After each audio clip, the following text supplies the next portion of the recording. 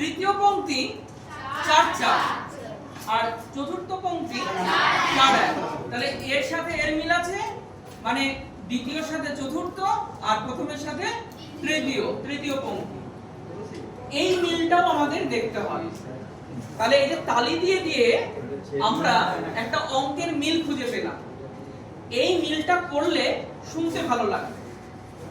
এটা যদি বেশি কম হয়, ধরো কোথাও 5 6 হয়ে গেল, কোথাও 3 হলো, এবং এই অ্যাডজাস্টমেন্টটা হলো না, মানে এই হিসাবটা মিললো না, তখন আমাদের শুনতেও ভালো লাগবে না।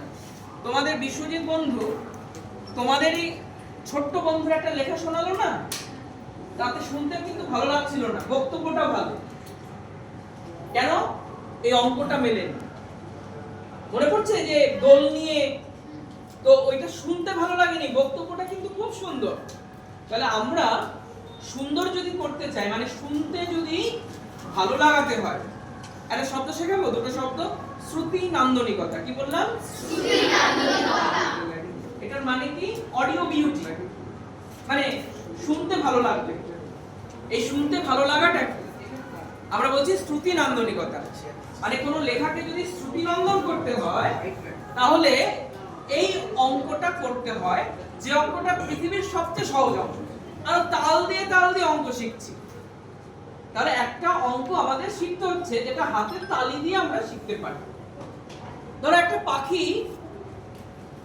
পাখি গাছে বসে আছে, হ্যাঁ, আমি তো বলতে পারি ওই যে দেখ ওইখানে একটা পাখি বসে আছে। এটা একটা স্টেটমেন্ট হলো, একটা বিবৃতি হলো, কিন্তু এটাকে যদি আমার ছড়ার তালে ফেলতে হয়, তাহলে আমাকে চারে চারে যদি ফেলা সম্ভব হয়, আমরা ফেলতে পারি, শুনতে ভালো লাগবে। ওই দেখো ভাই, দেখো তো কত হয়, ওই দেখো ভাই, দেখো তো একটা চার, আমি বললাম ওই দেখো ভাই, হয়েছে চার। এবার তোমরা এখানে আরেকটা চার আমাকে বলো তো, একটা পাখি গাছে বসে আছে, আমরা এই চারে চারে ফেলে বক্তব্যটা বলবো। এবার কি বললে চারে দিয়ে ভালো লাগবে? পরে ওই দেখো ভাই, একটা পাখি বসে আছে, এবার তুমি বলবে গাছের ডালে। ওই দেখো ভাই গাছের ডালে। তোমার নাম কি? রিমি বলেছে গাছের ডালে। হ্যাঁ হ্যাঁ শুনছি, একটু দেখে নিই। গাছের ডালে চারে হয়েছে। আর আমি প্রথমে কি দিয়েছিলাম? ওই দেখো ভাই, ওই দেখো ভাই, চারটাল ছিল।